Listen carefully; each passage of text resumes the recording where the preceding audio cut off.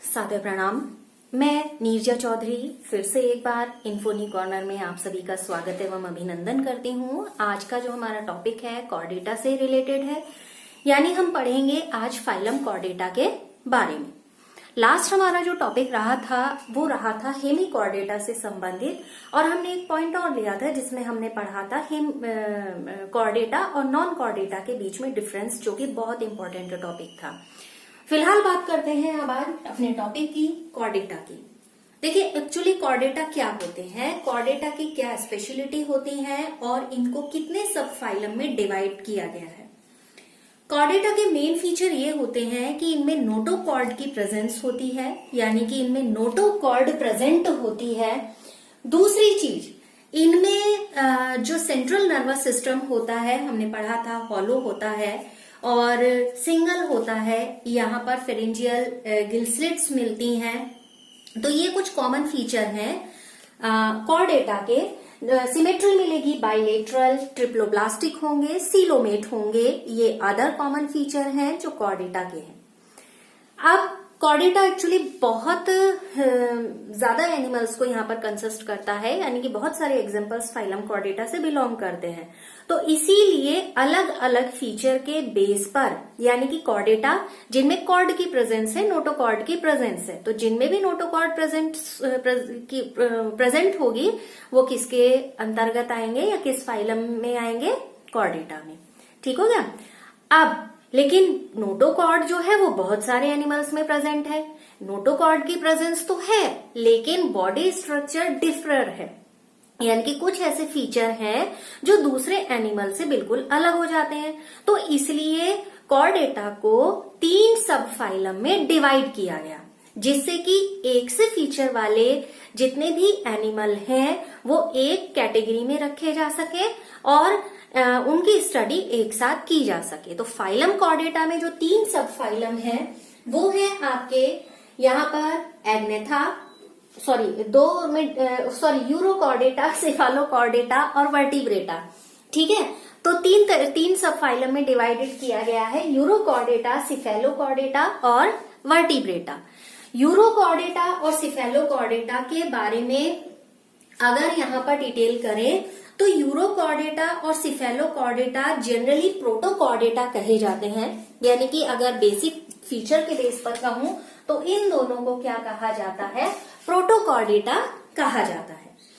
Protochordata इनमें actually क्या होता है, जो यूरोकॉर्डेटा होते हैं उनमें जो नोटोकॉर्ड है वो नोटोकॉर्ड लार्वा की पूंछ में मिलेगी, यानी कि जो लार्वल टेल है वहां पर प्रेजेंट होगी, किसमें, यूरोकॉर्डेटा में।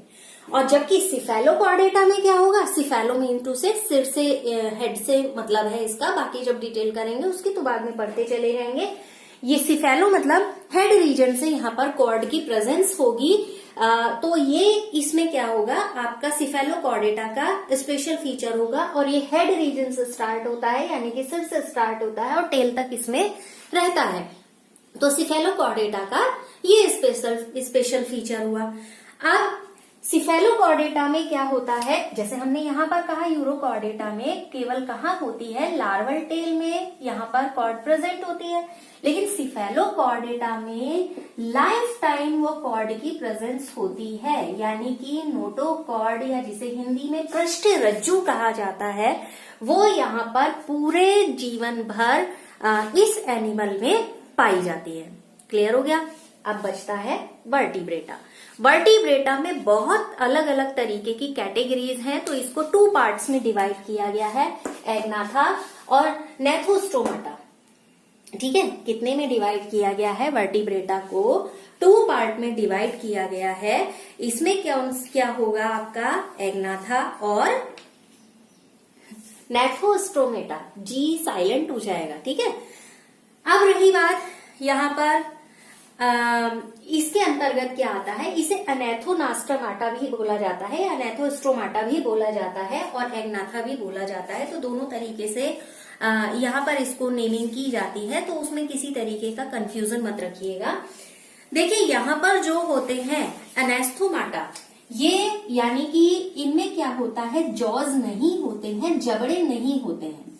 वर्टिब्रेटा है, ठीक है, लेकिन उनमें कुछ ऐसे हैं जिनमें जॉज नहीं है और कुछ ऐसे हैं जिनमें जॉज यानी जबड़े प्रेजेंट होते हैं। तो उस बेस पर इनको क्या किया गया, दो तरीके से डिवाइड कर दिया गया। मैं फिर बोल रही हूं, एग्नाथा या अनेथोस्टोमाटा, नेथोस्टोमाटा, अनेथोस्टोमाटा। नेथोस्टोमाटा में जॉज की प्रेजेंस होगी, लेकिन अनेथोस्टोमाटा में या एग्नाथा में जॉज की एब्सेंट होगी। यहाँ पर जॉ जबड़े नहीं मिलेंगे इनके अंतर्गत। अब इससे जो बिलोंग करते हैं, यहाँ पर एक क्लास जो है इसके अंतर्गत आती है जिसको बोला जाता है साइक्लोस्टोमाटा। अभी इनके बारे में छोटे छोटे फीचर्स पढ़ते चले जाएंगे। पहले ये चार्ट को डिस्क्राइब कर लेते हैं कि चार्ट क्या है। साइक्लोस्टोमाटा एग्नाथा के अंतर्गत एक ही क्लास आएगी, जबकि ये जो जॉज वाले एनिमल है यानी कि नेथोस्टोमाटा जो है, इन नेथोस्टोमाटा को टू पार्ट में डिवाइड किया गया है। टू पार्ट में यानी कि एक है पिसीज जिसमें मछलियां आएंगी, दूसरे है टेट्रोपोडा, टेट्रापोडा या टेट्रोपोडा। टेट्रापोडा के अंतर्गत वो आएंगे जिनमें टेट्रा मीन्स 4, पोडा मीन्स लेग्स या अपेंडेजेस, जिनमें 4 पैर होंगे। ऐसे एनिमल्स को अलग रखा गया, और जिनमें मछलियां आएंगी वो सारी की सारी मछलियों को अलग रखा गया। तो जिनमें जॉज हैं उनको 2 पार्ट्स में डिवाइड किया गया, यानी कि नेथोस्टोमाटा को 2 पार्ट्स में डिवाइड किया गया। एक तो मछलियां बिल्कुल अलग हमें दिखाई देती हैं, दूसरी हमारे क्या हुए, टेट्रापोडा। टेट्रापोडा के अंतर्गत फिर से रिपीट करती हूँ, वो आएंगे जिनमें 4 पैर पाए जाएंगे, 4 लेग्स होंगे, टेट्रा मीन्स 4। ठीक है, अब जितने भी आपको वर्टिब्रेट्स ऐसे दिखाई देते हैं जिनमें 4 लेग्स है, एक तो वर्टिब्रेट है बिकॉज उनमें नोटोकॉर्ड की प्रेजेंस है। अदर आपसे पूछा जाए वो किस फाइलम से बिलोंग करते हैं, तो जिनमें नोटोकॉर्ड प्रेजेंट है तो वो कौन सा फाइलम है, कॉर्डेटा। कॉर्डेटा सीधे से पता चल रहा है कि यहाँ पर क्या होगा, कॉर्ड की प्रेजेंस होगी। कॉर्डेटा मीन्स कॉर्ड की प्रेजेंस। क्लियर हो गया।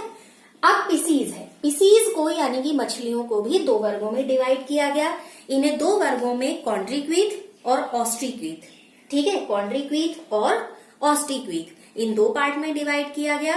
अब ये जो चौपाए हैं यानी कि जो टेट्रापोडा है, इनको 4 क्लासेस में डिवाइड किया गया। ये क्लास का मतलब है, जब हम पढ़ते हैं phylum, class, order, genus, species, यही सीक्वेंस रहता है।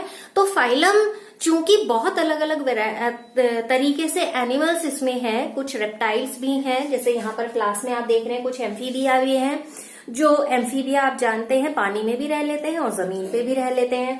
रेप्टिलिया हैं जो रेंगने वाले होते हैं, एवीज हैं जो उड़ने वाले होते हैं, और मैमेलिया हैं या मैमल्स हैं, वो क्या हुए आपके, मैमल्स ही कहूंगी आगे क्योंकि फिर गड़बड़ हो जाएगा इसको लेके, मैमल्स कहूंगी मैं इसको। तो ये मैमल्स क्या है, जिनमें स्तन ग्रंथियां या मेमरी ग्लैंड्स पाई जाती हैं। तो अब ये छोटा सा क्या हो गया, कॉर्डेटा का एक चार्ट है जिसमें उनके बारे में पूरे तरीके से डिटेल है कि कैसे हम मछलियों को अलग पढ़ रहे हैं, कैसे हम कबूतर को अलग पढ़ रहे हैं, या अन्य जो भी एग्जाम्पल है कैसे हम उनको अलग पढ़ रहे हैं। ठीक है, तो वर्टिब्रेटा को ध्यान में रखेंगे, यूरोकॉर्डेटा और सिफेलोकॉर्डेटा जो है उनको हम अलग ध्यान में रखेंगे।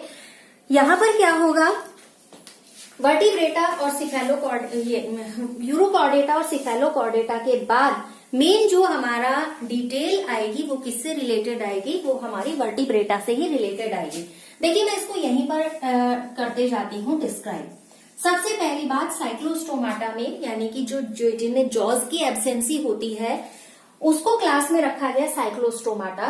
तो साइक्लोस्टोमाटा के मेन फीचर्स क्या होते हैं उनके बारे में हम डिस्कस कर लेते हैं।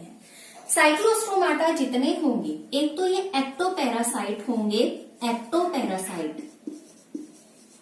एक्टोपैरासाइट मतलब बाह्य परजीवी जिनको कहा जाता है, और ये मछलियों के शरीर पर पाए जाते हैं। ठीक है, गिल स्लिट्स होंगी। देखिए सभी के सभी ऐसे हैं जो एक्वेटिक बिहेवियर शो करते हैं। तो यहाँ पर फिलहाल मैं जो इनकी एग्नाथा की बात करती हूँ, तो यहाँ पर गिल स्लिट्स मिलेंगी, बट ये गिल स्लिट्स क्या होंगी, पेयर्ड होंगी। और ये पेयरिंग कितनी होगी, 6 to 15 पेयर गिल स्लिट्स के यहाँ पर मिलेंगे। ठीक है, क्या मिलेंगे, 6 to 15 पेयर यहाँ पर मिलेंगे। जो माउथ होगा जॉज नहीं है क्योंकि हम उसी में पढ़ रहे हैं, स्पेशलिटी हो ही गई। जॉज नहीं है लेकिन एक सर्कुलर माउथ होगा और वो सर्कुलर माउथ सकिंग के तरीके से काम करेगा। ठीक है, एग्जाम्पल पढ़ेंगे तो आप समझ जाएंगे। तो सर्कुलर माउथ होगा जो सकिंग के तरीके से काम करेगा, साइक्लोस्टोमाटा का अलग फीचर। स्केल्स नहीं मिलेंगे और फिन्स नहीं मिलेंगे, जॉज भी नहीं है, स्केल्स भी नहीं है और फिन्स भी नहीं है। तो ये तीन चीजें तो एब्सेंट हो गई इनमें। किसमें? एनाथोस्टोमाटा में या एग्नाथा में। ठीक है ना तो जॉज है, मैं यहां पर लिखती हूं, ना फिन्स है और ना ही स्केल। स्केल मतलब शल्क, फिन्स मतलब पंख, जॉज मतलब जबड़े। ठीक है, तो इनकी एब्सेंसी होगी। अब यहाँ पर जो सर्कुलेशन होगा, किस तरीके का सर्कुलेशन होगा? इनमें सर्कुलेशन होगा क्लोज्ड टाइप का। और जब स्पॉनिंग पीरियड आता है, यानी कि जब जनन का पीरियड आता है, जब ये जनन करते हैं तो ये क्या करते हैं, मेराइन वाटर से कहाँ चले जाते हैं, फ्रेश वाटर की ओर मूव करते हैं। ठीक है, यानी कि लवणीय जल से किस ओर चले जाते हैं, अलवणीय जल की ओर माइग्रेट कर लेते हैं, वहां पर ये चले जाते हैं। उसके बाद क्या होता है, जब स्पॉनिंग हो जाती है, उस स्पॉनिंग के कुछ ही दिनों के अंदर, इनका एक कैरेक्टर है कि उस स्पॉनिंग के कुछ ही दिनों के अंदर ये मर जाते हैं, यानी कि ये इनकी डेथ हो जाती है। ठीक है, अब नेक्स्ट क्या है कि लार्वा कैसा होगा? जब लार्वा का मॉर्फोसिस प्रोसेस होती है, यानी कि कायांतरण होता है, उस कायांतरण के बाद वो क्या करता है, लार्वा डेवलप हो गया, क्योंकि स्पॉनिंग के लिए कहाँ है, फ्रेश वाटर में आए। अब लार्वा वहां पर उसका कायांतरण हो रहा है, मेटामॉर्फोसिस हो रहा है, तो उस मॉर्फोसिस के बाद वो क्या करता है, वापस मेराइन में चला जाता है। तो ये इसके क्या है, जो हमने इस कैटेगरी में पढ़े साइक्लोस्टोमाटा, उस साइक्लोस्टोमाटा के कुछ स्पेशल फीचर है। इजी है, सिंपल है और पहचानने में बड़ी सुविधा रहेगी भैया। ना जॉ है, ना फिन्स है और ना ही उनमें क्या है, स्केल्स है। तो इट मीन्स ये कहां पर आ गए, क्लास साइक्लोस्टोमाटा में। जब हम क्लासिफिकेशन करते हैं तो उस समय छोटी छोटी चीजें हमें बहुत ज्यादा सहायक होती हैं चीजों को याद रखने में। ठीक है, अब बात आती है यहाँ पर नेथोस्टोमाटा की। टू कैटेगरी में डिवाइड किया, पीसीज में किया और टेट्रापोडा में किया। पीसीज मतलब मछलियां हो गई और टेट्रापोडा मतलब क्या हो गए, आपके चौपाए हो गए, यानी चतुष्पाद जिनमें मिलेंगे, चार पैर जिसमें मिलेंगे।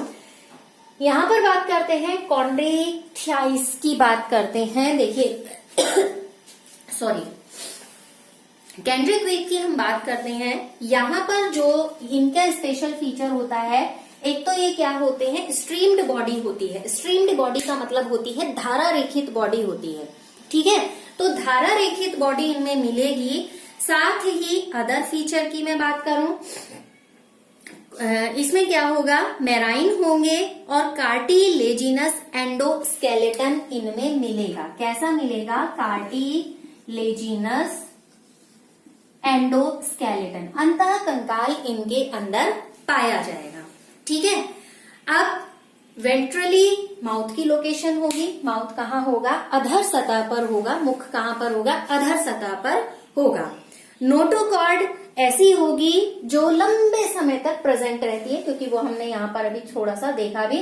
तो कॉन्ड्रोक्वीथ की भी यहाँ पर क्या होती है, एक स्पेशलिटी होती है। कैंड्रिक्वीथिया या कैंड्रिथीज जिसको बोला जाता है, इसकी भी एक स्पेशलिटी होती है कि नोटोकॉर्ड कब मिलेगी, चिरस्थायी होती है। चिरस्थायी का मतलब क्या होती है, परसिस्टेंट होती है। क्लियर।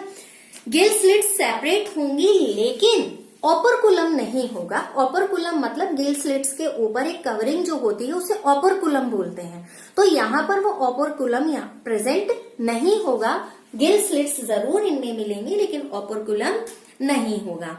स्किन बहुत ज्यादा टफ होगी और प्लेकॉइड स्केल्स मिलेंगे। प्लेकॉइड स्केल्स को हिंदी में पट्टाभ शल्क बोला जाता है। मैं यहाँ लिख देती हूँ, हिंदी में जो लोग लिख रहे हैं उनके लिए उसको बोला जाता है पट्टाभ शल्क, प्लेकॉइड स्केल। ठीक है, स्किन बहुत ज्यादा टाइट है, प्लेकॉइड स्केल्स मिल रहे हैं। और जो ये प्लेकॉइड स्केल है ये किस में कन्वर्ट हो जाते हैं, टीथ में कन्वर्ट हो जाते हैं और ये पीछे की तरफ मुड़ जाते हैं। ठीक है, प्लेकॉइड स्केल ही होते हैं। जैसे हमने कहा जॉज हैं, कहाँ से आए वो, जो इनमें प्लेकॉइड स्केल है। प्लेकॉइड स्केल क्या करते हैं, टीथ के रूप में मॉडिफाई हो गए। वो मॉडिफिकेशन जब होता है तो वो पीछे की ओर क्या करते हैं, मुड़ जाते हैं। आपने देखा होगा जितने भी शिकार करने वाले एनिमल्स होते हैं उनके जो कैनाइन होते हैं वो थोड़े से कर्व्ड होते हैं, जिससे क्या होता है बॉडी में जब वो इस तरीके से गड़ते हैं तो उसे फाड़ने में और उसको पकड़ बनाए रखने में वो हेल्प करता है। अगर स्ट्रेट होंगे तो क्या होगा, जो शिकार होगा वो निकल जाएगा। तो ये जो थोड़ा सा कर्व होता है वो उस चीज को होल्ड करने में हेल्प करता है। ठीक है, ये अदर फीचर हो गए। फिर यहाँ पर जो इनके जॉज हैं, इसके कॉन्ड्रोथीज की मैं बात कर रही हूँ, इनके जो जॉज होते हैं बहुत ज्यादा पावरफुल होते हैं। मोस्टली जितने भी एनिमल्स ऐसे हैं जो कि शिकार करते हैं, और स्पेशली फिशेस के बारे में तो इतना सारा देखा ही है। अगर आप उस कहीं एरिया के नियर बाई रहते हैं तो आपने बड़ी बड़ी मछलियों को देखा ही होगा। अदरवाइज हमने तो टीवी में ही देखा है कि बहुत विशालकाय मछलियां हैं और जब वो शिकार करती हैं तो उतने मजबूत जबड़े होते हैं कि जहाज को भी तोड़ दे रही हैं, बोट को भी तोड़ दे रही हैं, और आदमियों को या जो भी एनिमल क्रिएचर है उसको ऐसे ही चबा जा रही है। ठीक है, अगली बात यहाँ पर करें इनके इससे कैरेक्टरिस्टिक्स से रिलेटेड ही, यहाँ पर कुछ ऐसे होती हैं जिनमें इलेक्ट्रिक ऑर्गन प्रेजेंट होते हैं। आपने इलेक्ट्रिक फिश का नाम सुना होगा जिसे टॉर्पीडो कहा जाता है, लेकिन उसमें ऐसा है कि एक करंट सा महसूस होता है, तो उसे इलेक्ट्रिक फिश कहा जाता है या इलेक्ट्रिक रे उसको कहा जाता है। तो वो उसका एक्चुअली में नाम क्या है, जिनमें इलेक्ट्रिक ऑर्गन होंगे उसका एग्जाम्पल है टॉर्पीडो। ठीक है, दूसरे हैं जैसे ट्राइगोन एक एग्जाम्पल है, उनमें पॉइजनस स्टिंग होते हैं। पॉइजनस स्टिंग मीन्स विषदंश होते हैं। देखिए किसी भी एनिमल में अगर जैसे इलेक्ट्रिक ऑर्गन की हम बात कर रहे हैं, या जो अभी हमने एग्जाम्पल इसका लिया कि उनमें विषदंश होते हैं, पॉइजनस स्ट्रिंग्स होते हैं, ये क्यों होते हैं? ये इसलिए होते हैं ताकि अपना प्रोटेक्शन किया जा सके। अब जैसे हम लोग हैं, हम अपने प्रोटेक्शन के अलग अलग मोड यूज करते हैं। अब वैसे भी गर्ल्स अवेयरनेस का बहुत ज्यादा जरूरत है, तो गर्ल्स को बताया जा रहा है कि आपके टीथ जो हैं वो आपके प्रोटेक्शन में आपकी हेल्प करेंगे, आपके नेल्स प्रोटेक्शन में हेल्प करेंगे, लेकिन आप उसे सही तरीके से यदि इस्तेमाल करें।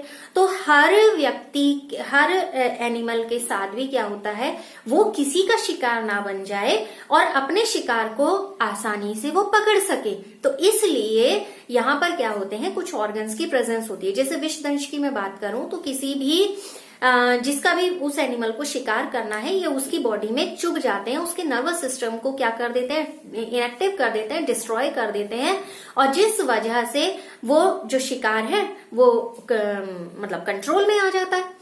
ऐसी इलेक्ट्रिक ऑर्गन्स की बात करें, जैसे किसी अपने प्रे के कांटेक्ट में आते हैं तो इस इलेक्ट्रिक ऑर्गन की सहायता से वो उसको क्या करते हैं, नर्वस सिस्टम पे अटैक करते हैं, उसको मार देते हैं, और उसके फूड गेनिंग में भी हेल्प करते हैं और खुद के प्रोटेक्शन में भी ये हेल्प करते हैं ऑर्गन।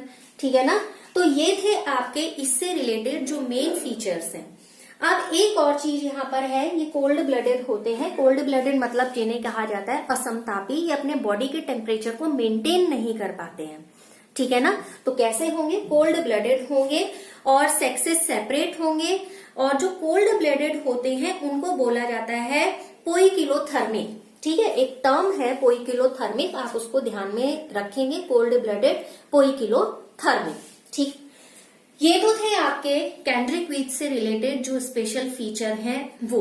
उदाहरण क्या होंगे, जैसे डॉग फिश है, स्कोलियोडॉन जिसे कहा जाता है, कॉमन नेम है डॉग फिश।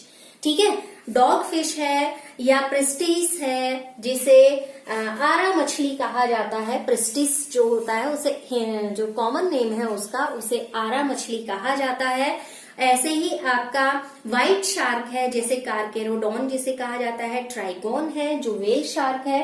तो ये सारे के सारे जितनी बड़ी बड़ी और भयंकर मछलियां हैं वो सारी की सारी इसी क्लास से बिलोंग करती हैं। अब आप उस फिश के नेचर के इमेज को इमेजिन कीजिए, और उसके बाद जितने हमने कैरेक्टरिस्टिक्स पढ़े उन कैरेक्टरिस्टिक्स से मैचअप करने की कोशिश कीजिए, तो सारे के सारे आपको कैरेक्टरिस्टिक्स पता चल जाएंगे।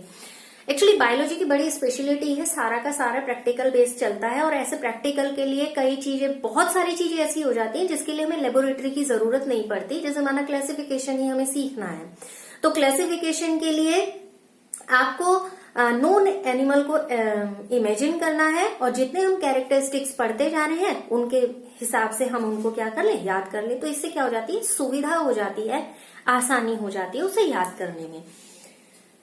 नेक्स्ट लास्ट वन, ये है आपका ऑस्टिक थीज। यहाँ पर जो एक चीज और थी कि जो माउथ की लोकेशन होगी इनमें वेंट्रली होगी, यानी कि वेंट्रल माउथ होगा।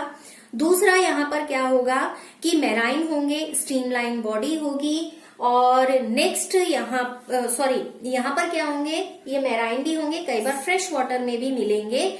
यहाँ पर एंडोस्केलेटन मिलेगा, बॉडी स्ट्रीम्ड होगी और साथ ही साथ जो माउथ है मोस्टली एंटीरियर पार्ट पर होगा, आगे वाले भाग पर होगा। यहाँ पर हमने वेंट्रली पढ़ा था और यहाँ पर हम एंटीरियर पढ़ रहे हैं। यहाँ पर क्या था, नीचे की तरफ था, सपोज ये इस तरीके से, और लेकिन यहाँ पर जो अब हम पढ़ रहे हैं इसमें कहाँ मिलेगा, आगे की तरफ, इनमें आगे की तरफ होगा। फिर जो एयर ब्लैडर है वो एयर ब्लैडर इनमें प्रेजेंट होंगे। यहाँ पर क्या होता है ना, इनमें एयर ब्लैडर प्रेजेंट नहीं थी, इसको देखिएगा, यहाँ पर एयर ब्लैडर प्रेजेंट नहीं थी, तो इसलिए मोस्टली ये जो फिशेज होती हैं वो कॉन्स्टेंटली स्विम करती रहती हैं जिससे कि ये डूबे नहीं। लेकिन इनमें क्या होगा, एयर ब्लैडर की प्रेजेंस होगी और एयर ब्लैडर की प्रेजेंस के साथ साथ जो ऑस्कुलम होंगे, यहाँ गिल स्लिट्स होंगी, वो 4 पेयर में होंगी और ऑस्कुलम से या ऑपरकुलम से, ऑपरकुलम से क्या होगा, वो कवर्ड रहेंगी। यानी कि गिल के ऊपर जो एक कवरिंग होती है, जो अभी हमने पढ़ा, वो होती है ऑपरकुलम। उस ऑपरकुलम से ये क्या रहेंगी, कवर्ड रहेंगी। और हार्ट 2 चैम्बर्ड होगा, एक अलिन और एक नीलय, केवल 2 ही चैम्बर्ड हार्ट इसमें मिलेगा। अब ये कैसे होते हैं, मेल और फीमेल सेपरेटेड होते हैं, ये ओवीपेरस होते हैं। फर्टिलाइजेशन इनमें जो होगा एक्सटर्नल होगा और डायरेक्ट डेवलपमेंट इसमें होगा। ठीक है, जैसे सी एक्सोसिटस जो होता है, जिसे फ्लाइंग फिश कहा जाता है, वो इसके एग्जाम्पल में आएगा आपका। हिप्पोकैम्पस जिसे समुद्री घोड़ा कहा जाता है, सी हॉर्स कहा जाता है, वो भी इसके एग्जाम्पल में आएगा। रोहू है वो भी, कटला है वो भी, एक्वेरियम बेटा जिसे फाइटिंग फिश भी कहा जाता है वो भी इसी के एग्जाम्पल के अंतर्गत आएगा। तो ये तो था फिशेज को जो 2 कैटेगरी में डिवाइड किया गया, वो किस बेस पर किया गया। आप अगर मोटे मोटे तौर पर देखें तो यहाँ पर वो फिशेज थी जो बड़ी बड़ी थी, ठीक है। यहाँ पर वो फिश, मैं ऐसा नहीं कर रही हूँ नहीं बड़ी हैं, कंपैरेटिवली मैं बात कर रही हूँ। जैसे ही क्या करी थी, एक कांस्टेंट स्विमिंग वाला इनमें मोड था, ठीक है। यहाँ वजह से अब इसमें क्या मिल रहे थे, प्लेकॉर्ड स्केल्स भी मिल रहे थे। तो ये कुछ इनमें कैरेक्टरिस्टिक्स थे। अब रही बात टेट्रापोडा की। टेट्रापोडा को 4 क्लास में डिवाइड किया गया, एम्फीबिया, रेप्टिलिया, एवीज और मैमल्स। तो इन 4 क्लास का जो डिस्क्रिप्शन है, अगर अभी खत्म करूं तो बहुत छोटे में खत्म हो जाएगा, अगर अभी डिटेल करती हूं तो बहुत लंबा हो जाएगा। तो इसलिए नेक्स्ट सेशन में हम टेट्रापोडा की ही बात करेंगे और इसके रिगार्डिंग जितनी 4 क्लास है उन 4 क्लास को पढ़ेंगे। तो इतना आप ध्यान में रखिएगा। नेक्स्ट जो कंटिन्यू करेंगे वो हम यहीं से कंटिन्यू करेंगे। तो लगातार साथ बने रहने के लिए आप सभी का बहुत बहुत धन्यवाद।